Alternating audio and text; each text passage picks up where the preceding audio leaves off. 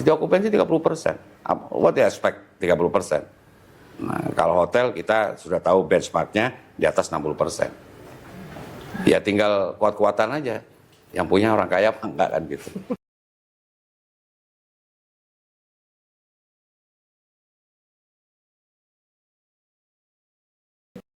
Selamat siang rekan-rekan semuanya. Kali ini kita bertemu kembali bersama Forwaparekraf di acara Tamu Forwaparekraf.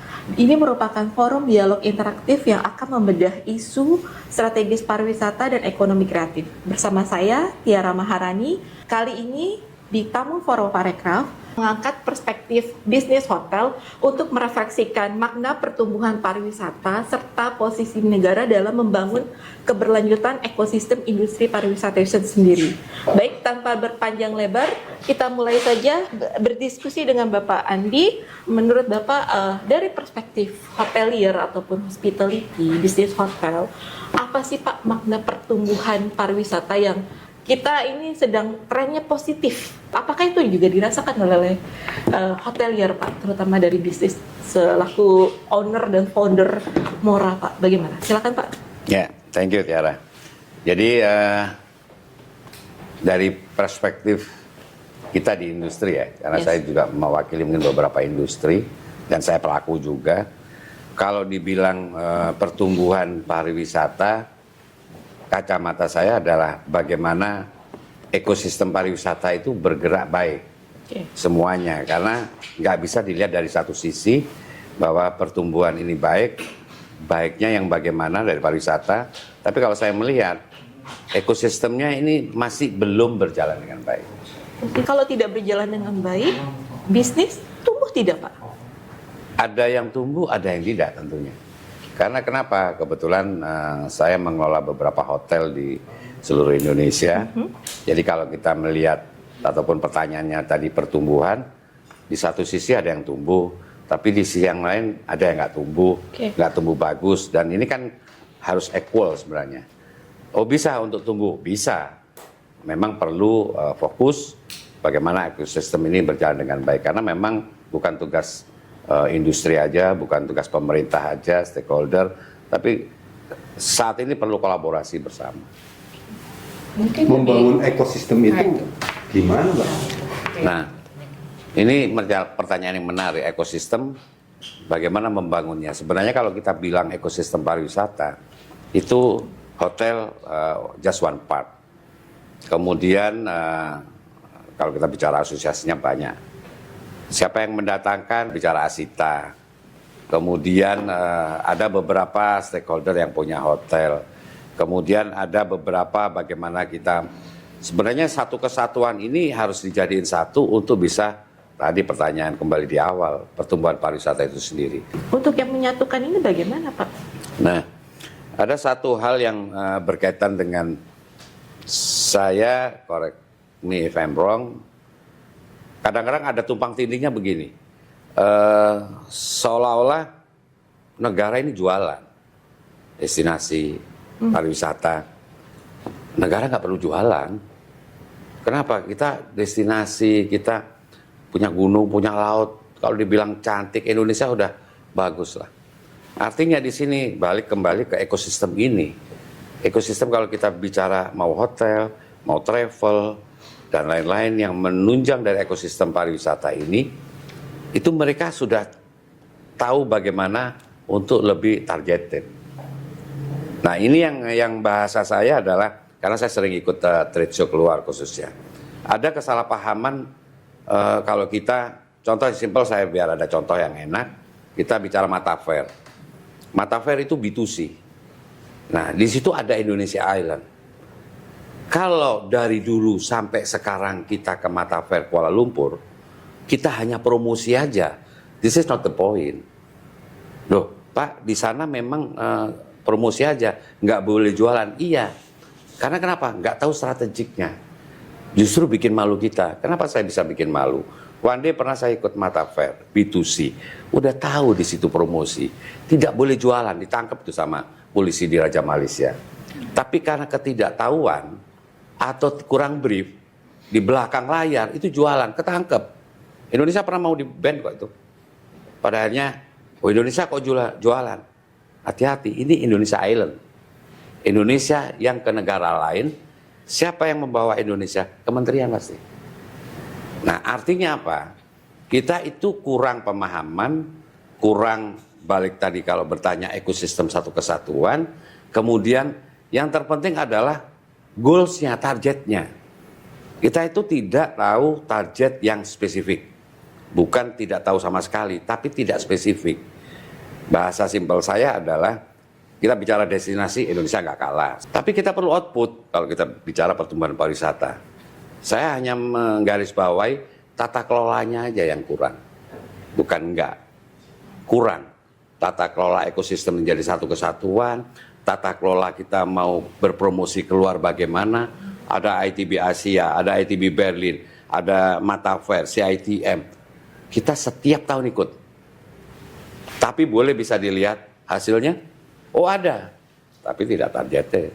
Karena KPI-nya nggak detail. Karena sporadis gitu ya Pak. Target spesifik itu apa Pak? Apa jumlah kunjungan yang Begini. 17-18 juta itu Jadi memang spesifik Pak? Nah, sekarang kalau kita bilang dengan kunjungan wisata, saya nggak mengkritisi itu jelek, itu bagus. Kita bicara Wisman 2025 itu 15,38 juta, kalau tidak salah. Sedangkan targetnya adalah in between 14 sampai 16 juta. Itu dikatakan berhasil, tergantung persepsinya. Artinya kenapa? Karena ada 14 jutanya. Karena itu 15, coba kita melirik ke belakang 2019, kita 16 juta tercapai kok. Kalau menurut saya sebagai industri nggak berhasil, kurang. Kita bicara Wisnunya, targetnya 1,08 miliar kunjungan wisata, tercapai 1,1 miliar perjalanannya. Berhasil, ya kalau dari angka sih berhasil. Cuman begini, karena saya pelaku, saya kadang-kadang kepingin tahu detail angka ini dari mana sih. Angka ini kan jangan menjadikan kita di comfort zone, karena poinnya bukan di situ. Bagaimana industri itu bergerak, tidak serta-merta karena kunjungan wisata, pertanyaan di situ. Kemudian tidak serta-merta kita berpromosi di ITB Berlin, di Mata Fair, ITB Asia, itu selesai, enggak. Kembali sebentar dengan ekosistem tadi. Kan ini sangat sporadis tadi yang disebut ya Pak ya. Nah ini untuk menyatukan itu siapa leadernya yang harus menjadi leader di sana, dan bagaimana dan masing-masing komponen dari ekosistem itu harus seperti apa sehingga dia menjadi satu kesatuan. Itu yang pertama. Yang kedua, ketika kita turun ke untuk menjual, tadi Bapak katakan negara tidak menjual ya, tapi jangan menjual itu maksudnya. Nah, pertanyaan pertama adalah kalau bahasa Mbak Mimi bagaimana menyatukan, bahasa saya adalah kayak orkestra. Ya, Orkestra yang menjadi konduktor itu negara. Jadi negara itu tanda petik tidak menjual, tapi mengatur. Nah sekarang overlapping. Pada akhirnya negara menjual, dibawa semua ekosistem itu, nggak gitu gamenya sebenarnya. Tapi negara mengatur, pemerintah mengatur, kementerian mengatur, karena asosiasinya banyak kita. Dan ekosistem itu bisa dirangkai jadi satu. Tapi kalau yang untuk jualan caranya bagaimana, rate yang bagaimana, dan lain sebagainya, itu asosiasi semua, mau PHRI, mau Asita, mau udah canggih. Cuman jangan overlapping. Jadi kalau pertanyaan Mbak Mimi tadi, ya memang harus mengatur, bukan menjual. Yang kedua masih related berkaitan dengan bagaimana mengaturnya dari pemerintah, untuk menjual biar nggak overlapping. Ya banyak hal sebenarnya. Saya kebetulan pernah menjadi eksekutif director untuk Badan Promosi Pariwisata, related dengan pertanyaannya Mbak Mimi. Yeah. Badan Promosi Pariwisata mungkin saya pertama kali waktu itu, 15 tahun yang lalu. Sekarang udah banyak. Berfungsi dengan baik? Enggak. Bahkan di situ, saya terus terang mengundurkan diri pada akhirnya. Saya ikut ITB Berlin dibiayai, tapi my point adalah saya nggak dapat. Ini ada contoh yang lucu sebenarnya ya, dibilang malu ya malu. Bahkan saya bersama dengan ITB Berlin sama salah satu menteri zaman dulu lah ya, ibu nggak perlu saya sebutin. Dan saya ngomong, di situ ada booth-booth beberapa Labuan Bajo, negara-negara island-island kita yang cantik. You know what? Yang ada yang jualan orang bule, orang Perancis, orang ini. Di mana negara saya ya? Hadir gitu loh.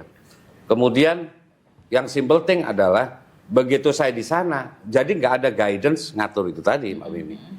Ngapain? Oh banyak ini asosiasi atau ekosistem, part of ekosistem dibawa ke ITB Berlin. Ya promosi.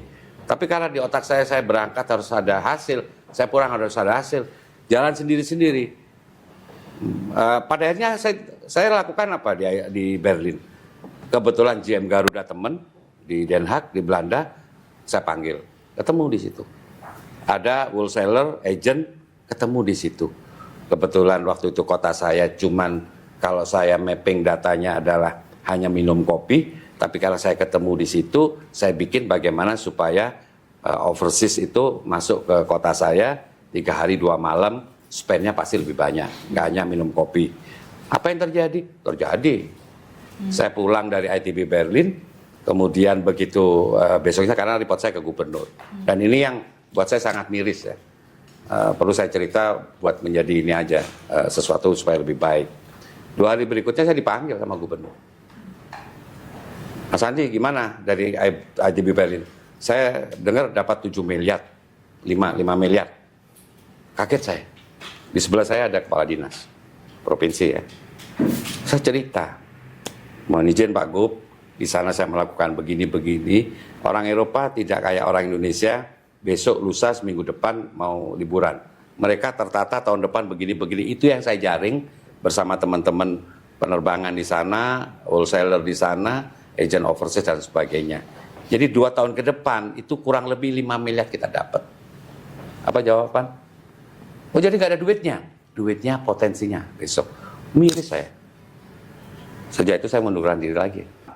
Kenapa bisa begitu ya Pak? Apakah karena pemerintah nggak ada willingness untuk mengatur itu Pak? Atau gimana kalau menurut kacamata industri? Saya kalau bahasa industri lebih detail lagi, KPI-nya nggak jelas.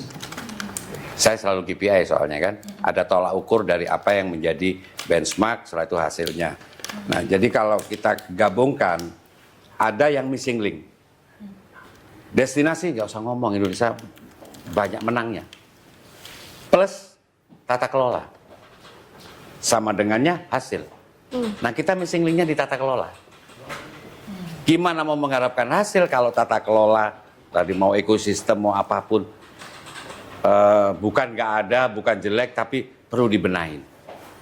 Karena itu yang menunjukkan tata kelola kita kurang pas. 15 tahun yang lalu saya belajar dari STB, Singapore Tourism Board. How is mereka mengcombine, Mbak Mimi paham lah. STB bagaimana sangat engage-nya stakeholder, kemudian perjalanan ekosistem itu. Apa yang terjadi? Bagus. Dan benar-benar put the money for all. Dan komit, yang penting kan komitnya. Itu saya belajar 15-20 tahun yang lalu, Singapore Tourism Board. Anak muda-muda semua. Nah kita kurangnya di situ. Kayaknya memang harus atensi dan lebih ekstrimnya, KPI-nya dirubah deh. Jangan melulu ke kunjungan wisata. Itu baik ya, saya nggak mengkritisi jelek. Tapi kalau hanya Wisnu, Wisman, sekian, ya terus terang saya belum bedah. Itu 15 juta, hitungannya gimana sih BPS? Angkanya dari mana? 1 miliar sekian perjalanan, hitungannya dari mana? Karena kami merasakan industri. Tolak ukurnya simple. Kenapa tadi pertanyaan di awal, pariwisata benar-benar dirasakan? Enggak. Hanya 2 poin. Selama hotel itu rame dan hotel itu rame dan ada margin profit, keduanya selama investor itu terus akan mengembangkan bikin hotel dan sebagainya, 2 itu aja, itu pasti bagus. Yang terjadi poin 1, rame enggak, kita lihat Belitung, city occupancy 30%. Terus apa yang Belitung bagus, pantainya ada Laskar Pelangi itu. Kebetulan dulu saya pernah ngelola hotel di sana. Kita bicara nggak one by one, tapi city. City occupancy 30%. What do you expect 30%? Nah, kalau hotel kita sudah tahu benchmarknya di atas 60%. Ya tinggal kuat-kuatan aja. Yang punya orang kaya apa enggak kan gitu. Tapi KPI-nya tuh yang diinginkan yang seperti apa? Yang dibutuhkan itu seperti apa, Pak? Banyak sih sebenarnya kalau dibilang, cuman memang kalau Mbak Mimi nanya KPI-nya bagaimana. Jadi pemerintah harus duduk bareng dengan ekosistem tadi, tanda petik, siapa aja. Kemudian kita rumuskan 1 atau 2 kali. Tapi kalau boleh saya pesan, yang diundang yang maker decision. Jangan, sekarang cuman sudah zamannya eksekutor, eksekusi. Karena kalau cuman diundang meeting sekali, 2 kali, 3 kali, FGD hilang setelah itu. Sekali, 2 kali selesai outputnya seperti ini. Jadi memang harus duduk bareng. Kalau tadi pertanyaannya Mbak Mi, KPI-nya, saya bisa nyusun KPI-nya versi saya. Tapi kan ini harus semua versi yang udah disepakati. Oke, mungkin kunjungan wisata itu 1 of 10, bukan everything gitu. Jadi kadang-kala kunjungan wisata tiba-tiba bikin hotel nggak tutup, ada yang tutup, ada yang dijual. Memang nggak because of KPI tadi, tapi kita harus nalar lebih jernih, lebih dalam lah. Standar internasional itu untuk KPI itu yang umum ya nih Pak ya, adalah kedatangan wisatawan, kemudian lama tinggal, length of stay, dan spending. Itu memang kayak sudah menjadi standar acuan ya internasional. Nah, dan itulah sebenarnya yang juga menjadi acuan di Indonesia selama lama dari awal sampai awal kita punya pariwisata gitu ya. Jadi kalau dipakai itu sebenarnya sudah dijalankan gitu. Nah, sekarang ini yang diperlukan itu sebenarnya apa? Apakah memang perlu tambahan KPI lain yang bisa lebih mantap gitu mungkin, atau sebenarnya hanya masalah masalah dari mana datangnya angka-angka itu gitu loh. Itu yang menjadi pertanyaan. Silakan Pak. Good. Thank you Mbak Mimi. Jadi kalau kita bicara KPI memang berbeda-beda. Kita tahu kalau kita bicara hotel itu kan leisure sama bisnis, Mbak Mimi. Jadi kalau kita bicara pertama dulu dari Wisman, itu benar yang Mbak Mimi bilang. Berapa lama dia stay itu menjadi ukuran yang umum udah. Kemudian spendingnya itu diukur. Itu kalau berkaitan dengan Wisman yang kebanyakan masuk di leisure. Nah sekarang kalau kita bicara bisnis, diversifikasi bisnisnya berarti segmentasinya melebar nih. Corporate, kemudian government, MICE dan lain sebagainya. Nah ini memang harus duduk bareng, versinya beda-beda. Jadi kalau tadi Mbak Mimi nanya perlu ditambah, ya pasti umum kita bisa tambah dengan Indonesia apa yang diperlukan. Apa yang menjadi prioritas. Prioritas. Dan itu kalau disepakatin bersama, itu akan menjadi sesuatu karena akan men-trigger semuanya akan ke sana. Kenapa? Karena kadang-kala kita hanya, sekali lagi, kita disuguhin dengan yang global. Jadi dari tahun ke tahun, kunjungan wisata naik, kunjungan wisata bukan jelek sekali lagi. Tapi lebih spesifik, lebih detailnya nggak dapat. Karena buktinya city occupancy juga nggak naik, even resort nggak ke sana. Belum lagi, contoh yang simple aja, ada beberapa hal, kebetulan saya punya hotel yang di dekat airport di satu daerah. Kita optimis waktu itu membangun karena waktu di SWOT analisis, kunjungan load factornya pesawat begini, ada pesawat asing masuk dan sebagainya. Hotel saya udah jadi dan bagus, bintang 5 malah. Nggak terjadi itu, impact di operasional saya. Dengan cara saya lakuin. Sampai hari ini, alhamdulillah masih leading. Saya bukan mikir yang di saya sendiri. Itu akan ada 5 atau 6 hotel. Sekarang baru 3. Yang satu ada combo, satunya aja udah habis, tutup. Jadi ada yang ke satu, saya nggak perlu sebutin hotelnya. Jadi sampai sekarang cuma 3. Yang sebelah saya nanya, gimana? Oke di sini. Mana saya kerja cuma 2 kali dalam setahun. Maksudnya tahun baru sama lebaran doang. Meaning is nggak rame gitu loh. Jadi pemerintah dalam hal ini harus lebih helikopter view melihat. Oke. Kita bicara Bali misalnya, bolak-balik kan bicara Bali.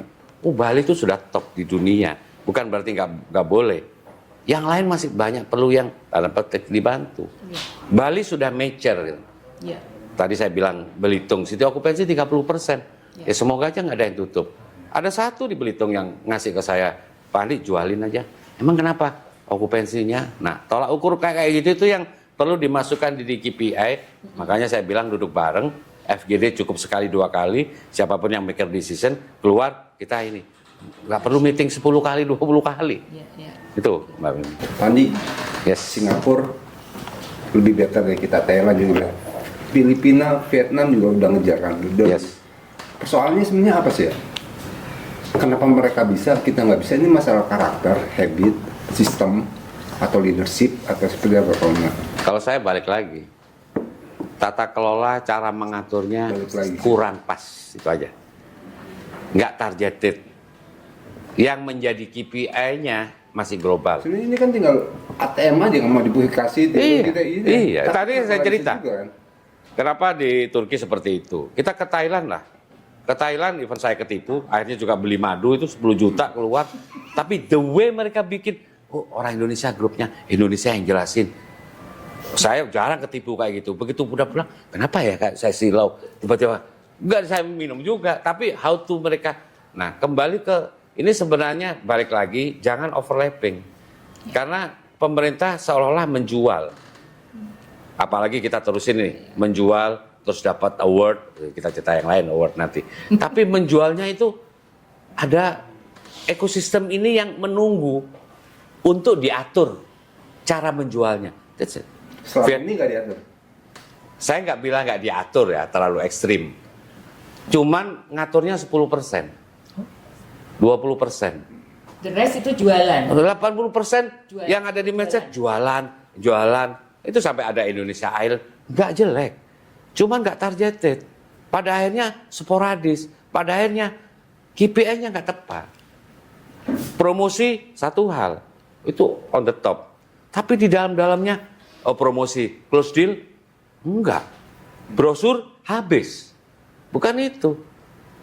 Nggak usah jauh-jauh yang ITB Berlin. Kalau kita bicara Mata Fair, itu seluruh Asia kebanyakan B2C. ITB Asia, Singapura kan sekarang ada B2B. Banyak, kita itu ikut mau ke Dubai, mau ke UK, mau ke ini. Tapi mindsetnya, tata kelola tadi itu, selalu promosi. Indonesia nggak kalah. Dipromosi dari apa? Nah ini yang kurang pas. Nggak kalah. Bagian dari industri itu adalah jualan kan, Betul. ya kan. Jadi ketika mereka datang di sana, itu misinya adalah jualan, kemudian membawa pulang bisnis yang dia peroleh. Untuk dia tahu apa itu artinya dan bagaimana jualan itu, apakah itu tanggung jawabnya pemerintah, Pak?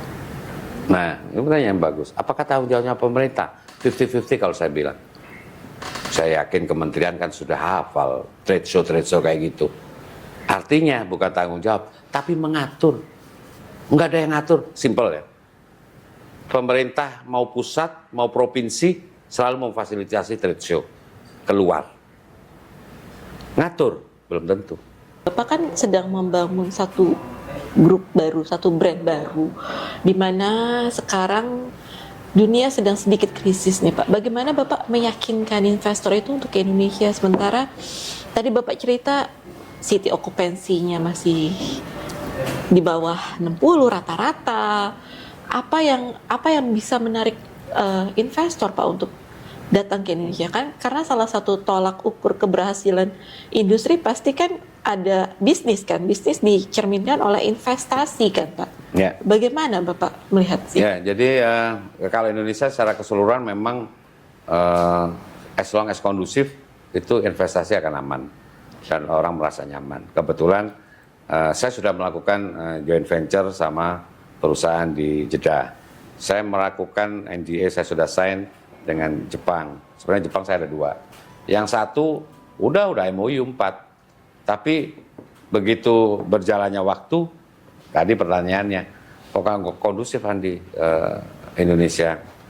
kok itu kayaknya kunjungannya berkurang dan sebagainya. Akhirnya ini keluar, nggak jadi ya. Sudah 2 tahun saya bekerja sama dan lepas dari itu sekarang saya bermain dengan lebih ke investasi, ke capital. Jadi ada satu perusahaan dari luar masuk ke Indonesia mau berinvestasi, simple buat saya. Size-nya berapa? First start 5T Andi. Seneng dong saya, apalagi masuk ke Indonesia dan berinvestasi. Dan akhirnya kita bekerja sama. Jadi kalau pertanyaan tadi, bagaimana meyakinkan? Saya bisa meyakinkan, tapi masih tetap di kota-kota besar. Jakarta, Bali, Surabaya. Yang lain masih next ya Andi, next. Nah, kembali kalau saya dalamin ya, saya suka mendalamin soal. Saya belajar ilmu bubur sumsum. Di atas kan panas tuh, di dalam lebih panas tuh, lebih panas lagi.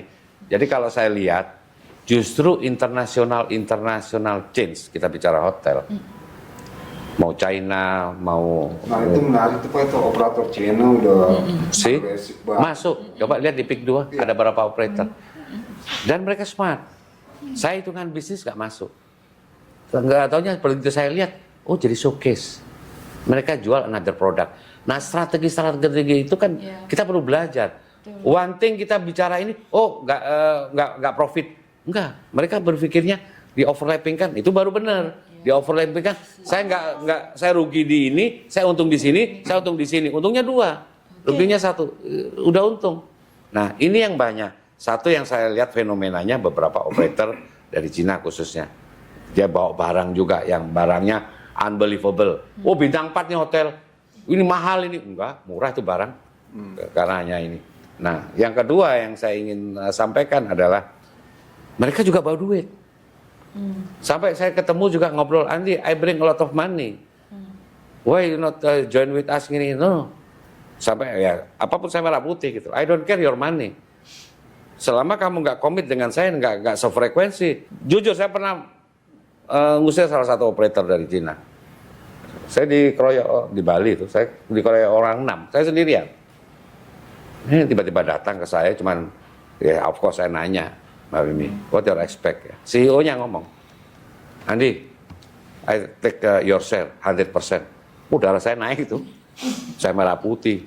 What? Saya ulangi, ya, because I'm difficult masuk Indonesia, bla bla bla bla. Langsung saya ngomong, better you go back to your country.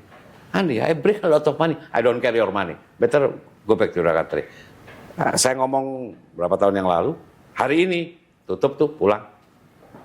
Brandnya 4, tinggal 3, tinggal 2, habis sekarang. Saya tahu pakai baju baru masuk Indonesia. Ketemu saya lagi. Jadi belakang kita ngomong. Baju baru ya Pak? Baju baru, saya tahu itu siapa. Yang pernah saya usir waktu itu di Bali. Bukan berarti bawa uang, ini negara saya. Ini kadang-kadang negara saya itu sangat cantik, sangat ini, seksi lah. Dilirik orang lain. Terus mentang-mentang bawa duit bisa membreak ke saya punya culture, saya punya yang nggak bisa. Better balik kamu, pulang. Artinya mereka ngelihat potensi di sini Sangat seksi, besar, seksi. sangat besar. Bukan hanya Cina aja. Ya. Saya diajak ketemuan sama Singapura, saya diajak ketemuan sama Dubai. Masuk loh ya, bukan keluar ini. Masuk. Dan Indonesia menjadi targeted, simple ngitung mereka. Populasi berapa? Ambil sekian, that's it. Belum lagi didalamin, pasti dia mempunyai. Bisa market besar Iya. sekali. Saya Jadi kerja yang dilihat domestiknya ya Pak? domestiknya. Iya. Nah kita sendiri nggak bisa melihat diri kita sendiri. Itu dia. Itu yang menjadi poin sebenarnya. Kenapa? Saya kerjasama, saya nggak bisa sebutin karena saya tanda tangan NDA ya. Jepang saya juga sama. Simple buat saya. Oh apalagi mau masuk bawa duit. Berapa size-mu untuk kita kerjasama? Oke, first step 5 triliun nanti. Sekian US dollar, US dollar. Oke. Minimal ada 3 hotel itu bintang 5. Ini yang masih saya tata. Meeting-meeting. Artinya apa? Kembali ke seksi Indonesia itu. Nah, Vietnam itu melihat Indonesia ada beberapa distraction atau saya bilang mungkin regulasinya terlalu overlapping, kemudian dan sebagainya. Itu Vietnam sekarang kemarin kita mau ke Hanoi. Kenapa? Vietnam tuh government-nya sampai mau nyiapin infrastruktur. Please choose di mana tempat mau invest, itu government-nya ready. Tax, kalau memang itu masih perawan, infrastrukturnya dibikin, SDM disiapin sampai sejauh itu. Karena saya punya network di Vietnam. Dan Saya itu diundang. di atas kertas ya Pak, bener-bener ya. Oh benar. Hitam putih ya Pak? Hah? Hitam putih. Hitam putih. Dan saya udah ngobrol, cuman belum saya finalkan. Karena kenapa? Saya masih fokus untuk Jepang sama di KSA, Saudi Arabia. Indonesia itu aja udah banyak gitu loh. Kita akan selected. Nah Vietnam udah ini. Kebetulan saya punya ada beberapa teman yang istrinya juga orang Vietnam. Ayo Andi, wah ini bisa kesalip Indonesia. Kemudahan Mbak Mimi. Berapa banyak hal sudah tersalip Sudah. Iya. Sudah. Iya. Dia merasakan ya. dengan Vietnam. Vietnam. Itu sangat cepat Betul. sekali. Cepat sekali mereka. Cepat sekali. Karena memang kita itu sebenarnya sudah punya modal dasar, yaitu tadi populasi.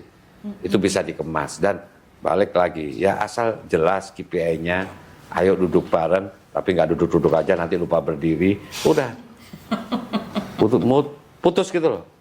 Fokus, Jadi masalahnya itu klasik ya Pak ya? asik. Klasik. Pak Andi, secara bisnis Pak, tahun ini sama tahun kemarin better mana? Tahun kemarin. Tahun kemarin. Kemarin. Kok bisa? Yang mana dulu kan? Karena harus spesifik. Kenapa saya bilang ini? Karena beberapa saya sudah ngobrol, kebanyakan wait and see, belum ada optimism. Di 2000. Wait and see, artinya paling nggak di first Januari, ya akan Februari, first quarter belum kan, belum closing. Makanya. Maret. Belum selesai. Itu masih melihat. Nah, industri kan melihat pergerakan ini. Kalau kita bicara pergerakan kan dampaknya di beberapa. Bisnis kan banyak. Jadi kalau nanya, kenapa dasarnya masih bagus tahun kemarin? Belum bisa dilihat dalam 1 bulan. Karena isu yang ada adalah belum optimis. Wait and see. Artinya wait and see kan berarti ada sesuatu yang masih belum firm. Kalau dulu tahun 2025 kita bicara mau ke first quarter, oh kita semangat, kita pasti lebih baik. Sebisnis ya. Ya semoga menjadi salah, karena akan menjadi baik buat semua. Tapi secara, nah ini kadang-kadang anomali.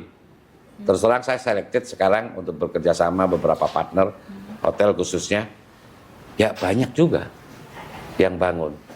Terus setelah saya lihat banyak atau Mbak Mimi?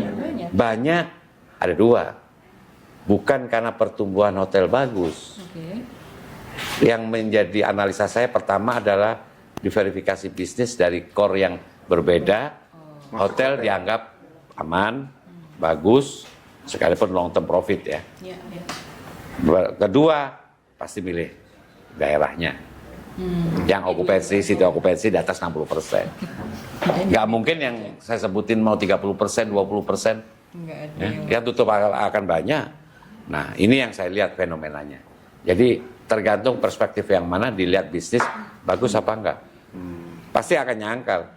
Hotel akan banyak berdiri, iya memang. Core bisnisnya apa Pak? Kapal. Core bisnisnya apa Pak? Sawit. Core bisnisnya apa?